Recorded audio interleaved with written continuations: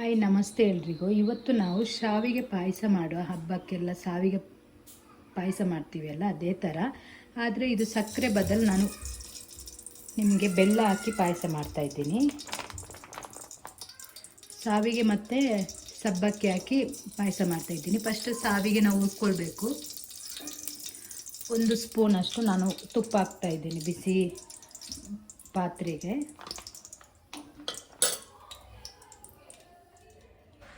ಇವಾಗ ಇದರಲ್ಲೇ ತುಪ್ಪದಲ್ಲಿ ಫಸ್ಟ್ ಗೋಡಂಬಿ ದ್ರಾಕ್ಷಿ ಹುರ್ಕೊಳ್ತೀನಿ. ಇದರಲ್ಲೇ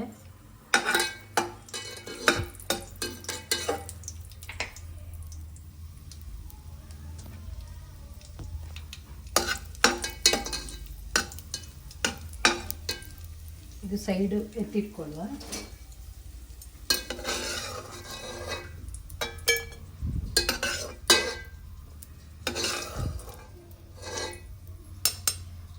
ಇವಾಗ ಇದಕ್ಕೇನೆ ನಾವು ಶಾವಿಗೆ ಹಾಕುವ.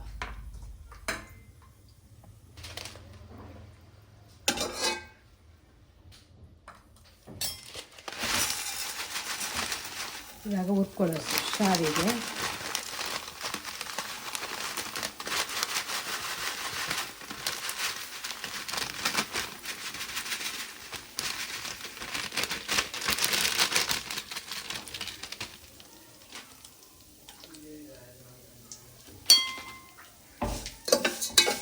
ಕಲರ್ ಸ್ವಲ್ಪ ಚೇಂಜ್ ಆಗಬೇಕು, ಅಲ್ಲಿ ತನಕ ಹುರ್ಕೊಳ್ಳೋದು.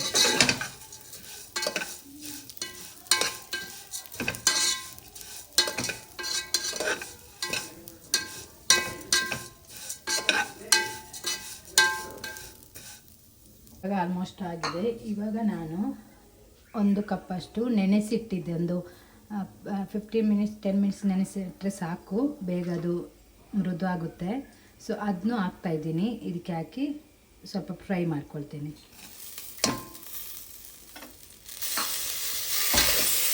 ಜಾಸ್ತಿ ಇದು ಮಾಡ್ಕೋಬೇಡಿ, ಯಾಕೆಂದರೆ ಅದು ಕಟ್ಟಾಗುತ್ತೆ, ಮೃದು ಆಗಿರುತ್ತಲ್ಲ, ಅದಕ್ಕೆ ನಿಧಾನ ಫ್ರೈ ಮಾಡಿ.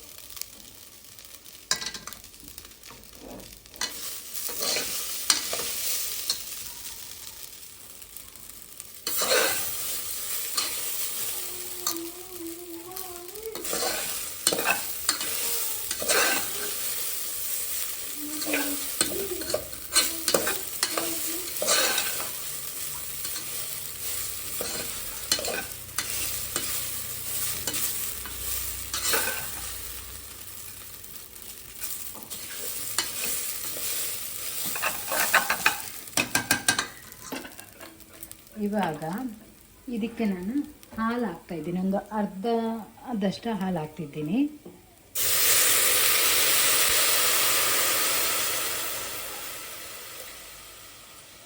ಇವಾಗ ಇದರಲ್ಲಿ ಬೇಯಬೇಕು,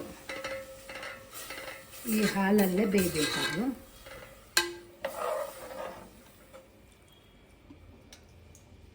ಚೆನ್ನಾಗಿ ಬೇಯಲಿ.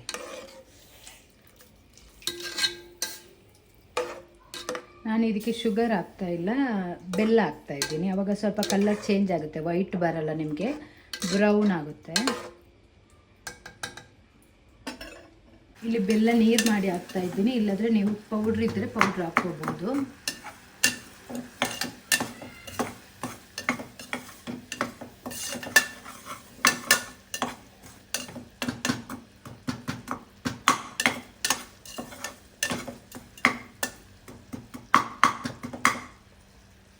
ಇವಾಗ ನೋಡಿ ಆಲ್ಮೋಸ್ಟ್ ಬೆಂದಿದೆ ನೋಡಿ. ಇವಾಗ ಗಟ್ಟಿ ಆಗ್ತಾ ಬರುತ್ತೆ, ನೀವು ಸೌಟ್ ಆಗ್ತಾ ಇರಬೇಕು, ಇಲ್ಲಾಂದರೆ ತಲೆ ಹಿಡಿಯುತ್ತೆ. ಇದು ಬೇಗ ಗಟ್ಟಿ ಆಗುತ್ತೆ ನಿಮಗೆ. ನಾನೊಂದು ಅರ್ಧ ಲೀಟರಷ್ಟು ಹಾಲು ಹಾಕಿದ್ದೀನಿ. ಇಲ್ಲಿ ನೀರಾಗಿದೆ, ಬೆಲ್ಲ ಅದನ್ನು ಹಾಕ್ತಾಯಿದ್ದೀನಿ.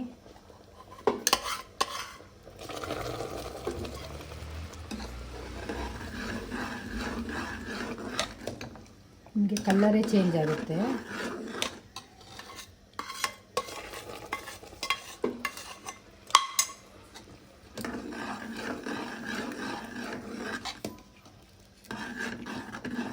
ಇದು ಸ್ವಲ್ಪ ಕೊದಿಬೇಕು. ನೋಡಿ ಪಾಯಸ ರೆಡಿಯಾಗಿದೆ. ಇವಾಗ ನಾವು ಹುರಿದಿಟ್ಕೊಂಡ ಗೋಡಂಬಿ ದ್ರಾಕ್ಷಿ ಹಾಕೋ ಇದಕ್ಕೆ. ಹಾಗೆ ಸ್ವಲ್ಪ ತುಪ್ಪ ಹಾಕುವ.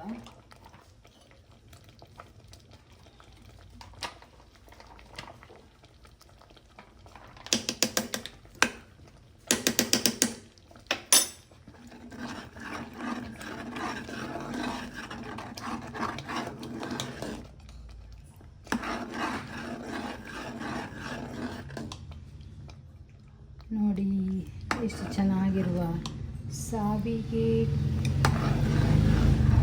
ನೋಡಿ ಸಾವಿಗೆ ಪಾಯಸ ರೆಡಿಯಾಗಿದೆ. ಸಾವಿಗೆ ಮತ್ತು ಸಬ್ಬಕ್ಕಿ ಪಾಯಸ.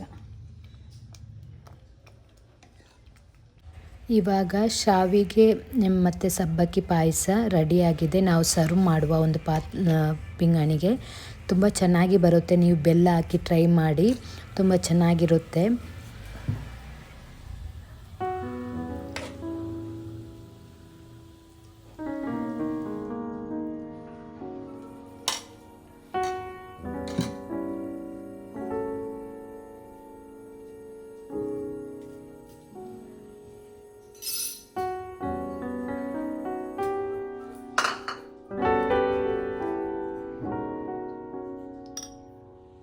ಒಂಚೂರು